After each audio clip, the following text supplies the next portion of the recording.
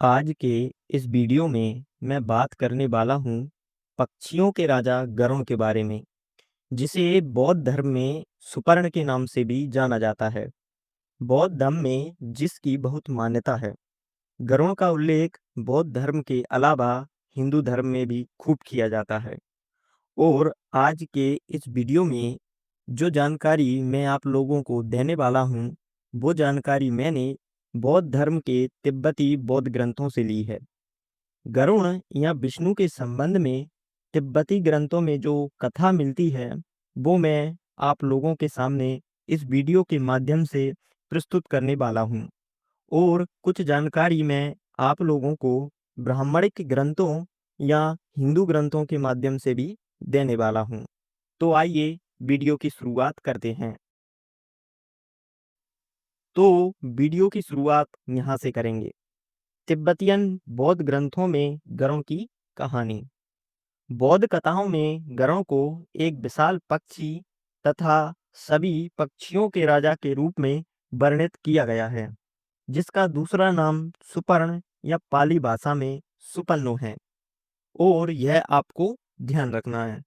बौद्ध धर्म में गरुड़ को निम्न कोटि के देवताओं में गिना जाता है, जो धर्म की रक्षा करने वाले देवताओं में से एक है। यहाँ पर गरुड़ को भी भगवान गणेश की तरह बौद्ध धर्म में निम्न कोटि का देवता माना जाता है। और गणेश को भी धर्म का रक्षक देवता माना जाता है। अगर आपने वो वीडियो नहीं देखा है तो आप उसे भी जाकर जरूर देखें।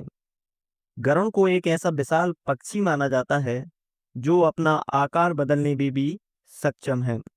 कुछ अवसरों पर गरुड़ मानव राजा के रूप में आकर महिलाओं के साथ रोमांस भी करते हैं। और ऐसी कथाएं हमें तिब्बतियन बौद्ध ग्रंथों में पढ़ने को मिलती हैं। तिब्बती बौद्ध धर्म की कथाओं में गरुड़ को नागों अथवा भारत की जो नाग जनजाति है उसका दुश्मन माना जाता है, क्योंकि गरुड़ नागों की हत्या करने वाला पक्षियों का राजा है। इसलिए गरुड़ का जो दुश्मन है वो कौन है? नाग जनजाति।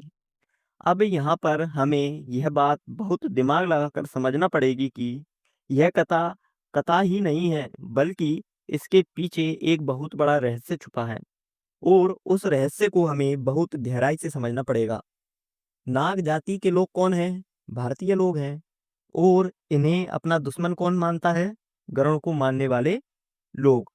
अब मैं आपको बता दूं कि इस कहानी को यहाँ तोड़ मरोड़ कर प्रस्तुत किया गया है।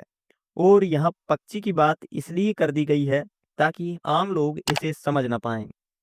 अब मैं आपको या आप लोगों को आगे की कहानी सुनाता हूँ, जिससे आप लोगों को स्पष्ट रूप से सब समझ में आ जाएगा। दीघ निकाय के महासमय सूत्र में कहा गया है कि असुरों के हमले से बचने के लिए जो राजा शक्र हैं, उनके द्वारा सुमेरु पर्वत के शीर्ष पर स्थित ताओ तिनसा स्वर्ग की रक्षा करने के लिए गरुड़ को नियुक्त किया गया था। दीघ निकाय के महासमय सूत्र में इसका उल्लेख किया गया है। लेकिन यह कहानी हमें जो तिब्बतियन दीघ निकाय है उसमें पढ़ने को मिलती है और अन्य किसी ग्रंथ में पढ़ने को नहीं मिलती है। अब अंग्रेजी में जो दीघ निकाय है उसमें हमें अलग कहानी पढ़ने को मिलती है। और हमारे देश में जो दीघ निकाय है उसमें हमें अलग कहानी पढ़ने को मिलती है। हमें विभिन्न प्रकार के दीघ निकाय देखने को मिलते हैं, जिनमें अलग अलग प्रकार की कहानियां प्रचलित है। लेकिन अब इनमें से सही कौन सा है और हमें कौन सा पढ़ना चाहिए, यह आपको कोई भी नहीं बता सकता है। तो यहाँ पर आपको ध्यान रखना है कि असुरों के हमले से बचने के लिए जो राजा शक्र था उसने गरुड़ को नियुक्त किया था ताओ तिनसा स्वर्ग की रक्षा करने के लिए। अब ताओ तिनसा स्वर्ग क्या है? तो मैं आपको बता दूं कि ताओ तिनसा 33 स्वर्गों का स्तर है और प्रत्येक स्वर्ग का एक राजा है। जब गरुड़ और असुरों के मध्य भीषण युद्ध हुआ, तब दोनों के बीच शांति स्थापित करने के लिए भगवान बुद्ध को स्वयं आना पड़ा था। अब यहाँ से एक कहानी समझते हैं कि बीच में किसको आना पड़ा था? भगवान बुद्ध को आना पड़ा था। और लड़ाई किस किस के बीच में हो रही थी? असुरों और गरुड़ के बीच में हो रही थी। अब यहाँ मुझे एक बात समझ में नहीं आ रही है कि असुर तो इंसान थे और गरुड़ पक्षी था, तो इनके बीच में युद्ध कैसे हो सकता है? इसलिए मैंने पहले ही आपको बता दिया था कि यह कहानी कुछ और है और हमारे सामने प्रस्तुत कुछ और किया जा रहा है, जिसे आपको दिमाग से समझना है। अब यहाँ पर आपको ध्यान देना पड़ेगा कि गरुड़ कोई पक्षी नहीं था, बल्कि गरुड़ भी इंसान था और असुर भी इंसान थे तथा इन दोनों के बीच में युद्ध हुआ था। लेकिन यहाँ कहानी अलग ढंग से प्रस्तुत की है ताकि लोग समझ ना पाएं। इसलिए आप कहानी को ध्यान से समझना कि जब गरुड़ और असुरों के मध्य युद्ध चल रहा था, तब भगवान बुद्ध बीच में आए थे शांति स्थापित करने के लिए कि अब यह लड़ाई झगड़ा बंद कर दो। तिब्बतियन बौद्ध कथाओं में कहा गया है कि गरुड़ ने अमृत पाने के लिए कई स्वर्गीय प्राणियों पर विजय प्राप्त की थी। अंत में एक द्वेष दूर करने के लिए युद्ध विराम बुलाया गया। सभी उलझे हुए विवादों को दूर करने के लिए समझौता किया गया और इस बात पर सहमति बनी कि जब नारायण अपने स्वर्गीय महल में होंगे, तब गरुड़ को नारायण के महल के ऊपरी स्तंभ पर स्थान दिया जाएगा। तो इनके मध्य यह सहमति बनी थी और यह कथा हमें तिब्बतियन बौद्ध ग्रंथों में सुनने को मिलती है। तो यहाँ पर मेरा अनुमान यह है कि जब ग्रीक राजाओं ने बौद्ध धर्म स्वीकार किया, तब यह कहानी बनाई गई होगी या उसके बाद बनाई गई होगी। उससे पहले की तो यह कहानी नहीं है, क्योंकि जब भारत में ग्रीक राजा आए थे, तब उनका प्रतीक चिन्ह उस समय गरुड़ था और भारत के जो लोग हैं, उन्हें ही असुर कहा जाता था। इसलिए मुझे यह कहानी ग्रीक राजाओं से प्रेरित लगती है और ऐसा मेरा अनुमान है। मैं यह नहीं कह रहा हूँ कि यह इतिहास है। इसलिए मैंने पहले ही बता दिया है कि यह मेरा अनुमान है। यहाँ मैं आपको एक कहानी सुना रहा हूँ और इस कहानी के माध्यम से आपको असली जो इतिहास है, उसको समझने का प्रयास करना है। अब आप ऐसा ना समझें कि सर, हम तो यहाँ इतिहास सुनने आए हैं और आप कथा सुना रहे हो। दरअसल इस कहानी में भी बहुत बड़ा इतिहास छुपा है और उसे आपको दिमाग लगाकर समझना पड़ेगा। आप ग्रीक राजाओं का इतिहास पढ़िए। वहाँ पर गरुड़ की खूब चर्चा की जाती है और वहाँ पर बहुत पवित्र माना जाता है गरुड़ को।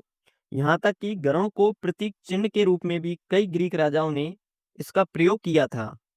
मैं जल्द ही एक वीडियो असुरों के ऊपर भी लाऊंगा, जिसमें मैं आपको असुरों के बारे में विस्तार से जानकारी दूंगा, क्योंकि आपको भारत के असुरों के बारे में जानना बहुत आवश्यक है। असुरों की जो चर्चा है, वो ब्राह्मणिक ग्रंथों में सबसे ज्यादा की जाती है। इंद्र ने असुरों की हत्या क्यों की? इंद्र ने इतने लाख असुरों का वध कर दिया। ऐसी बातें ब्राह्मणों के ग्रंथों में खूब भरी पड़ी हैं। इसलिए आपको असुरों के बारे में जरूर पढ़ना चाहिए। अभी आगे मैं ऋग्वेद के संबंध में एक वीडियो लाने वाला हूँ। उससे आपको असुरों के संबंध में बहुत जानकारी मिलेगी। तो चलिए आगे बात करते हैं। जब नारायण कहीं जाएंगे, तब वह गरुड़ को अपने परिवहन के रूप में उपयोग करेंगे। तिब्बतियन बौद्ध धर्म में गरुड़ को बहुत महत्व दिया गया है, क्योंकि वह सभी पक्षियों का राजा तथा बुद्ध के धम्म के रक्षक नारायण का वाहन है। अब यहाँ पर आपको ध्यान रखना है कि नारायण भी बुद्ध के धम्म के रक्षक हैं। बौद्ध धर्म में नारायण को निम्न कोटि का देवता माना जाता है। इसलिए नारायण को बौद्ध धर्म में विशेष महत्व दिया गया है।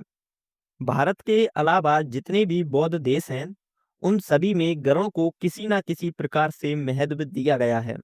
जैसे म्यांमार में गरुड़ को गैलोन के नाम से पुकारा जाता है। फिलीपींस में गरुड़ को करूरा कहा जाता है।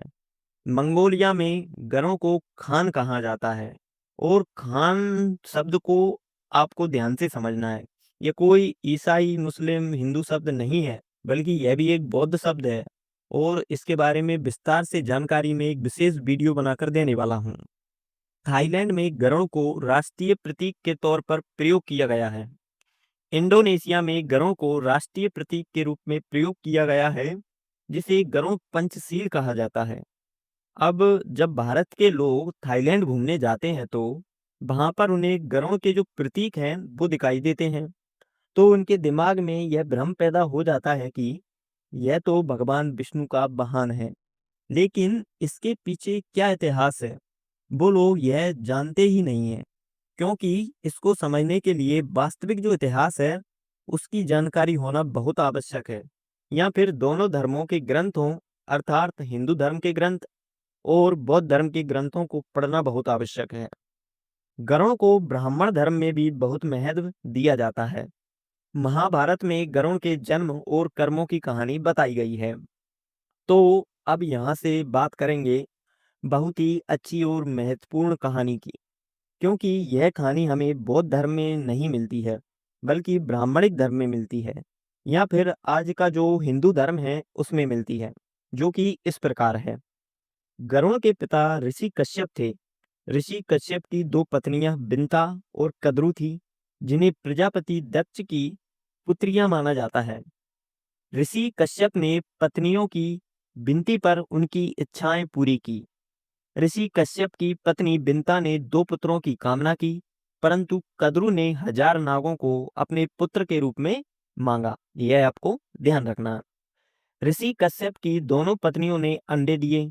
अब यहाँ पर यह कहानी तो बड़ी अजीब हो गई, क्योंकि महिलाएं कभी अंडे नहीं देती हैं, बल्कि वो तो बच्चों को सीधा जन्म देती हैं। इसलिए मैं बार बार कह रहा हूँ कि कहानी को बड़ी ही चतुराई से घुमा फिराकर प्रस्तुत किया गया है, ताकि आम लोग उसे समझ ना पाएं। आगे लिखा है कि कद्रू के द्वारा दिए गए 1000 अंडों से नाग निकले, लेकिन बिंता के 2 अंडों से नाग नहीं निकले। उसने एक अंडे को फोड़ दिया, जिसका आधा हिस्सा मनुष्य के रूप में बना और ऊपरी हिस्सा विकृत हो गया। अब जो विकृत रूप वाला मनुष्य है उसने क्रोधित होकर अपनी मां बिंता को श्राप दिया कि वह अपनी बहन की लंबे समय तक गुलाम रहेगी। तब जाकर उसका जो दूसरा बेटा है वो पैदा होगा, वो उसे इस श्राप से बचाएगा। बहुत समय बाद दूसरा अंडा फूटा। उस समय बिंता अपनी बहन की नौकरानी थी, जैसा कि श्राप दिया गया था, इसलिए वह बहन की नौकरानी थी। उस अंडे से एक चमकीला और शक्तिशाली आकार का पक्षी निकला। उसी पक्षी को गरुड़ कहा गया और इस प्रकार गरुड़ का जन्म हुआ। तो इस प्रकार की कथा हमें हिंदू धर्म में देखने को मिलती है। दोनों धर्म में गरुड़ की कहानी अलग अलग है। तिब्बतियन ग्रंथ में जो कथा हमें मिलती है वो इस कथा से अलग है, लेकिन गरुड़ का बहुत महत्व है बौद्ध धर्म में। इसे हमें समझना होगा। अगर हम इसे समझ गए तो इसके पीछे जो कहानी है वो हमें स्पष्ट रूप से समझ में आ जाएगी। तो उम्मीद है आपको आज की यह कहानी समझ में आई होगी, और यदि आपका कोई प्रश्न है तो आप हमसे कमेंट के माध्यम से पूछ सकते हो। और यदि आपको आज का यह वीडियो पसंद आया हो तो इसे ज़्यादा से ज़्यादा अपने लोगों के पास शेयर करें, हमारे चैनल को सब्सक्राइब करें, इस वीडियो को लाइक करें और ज़्यादा से ज़्यादा कमेंट करें। वीडियो देखने के लिए धन्यवाद।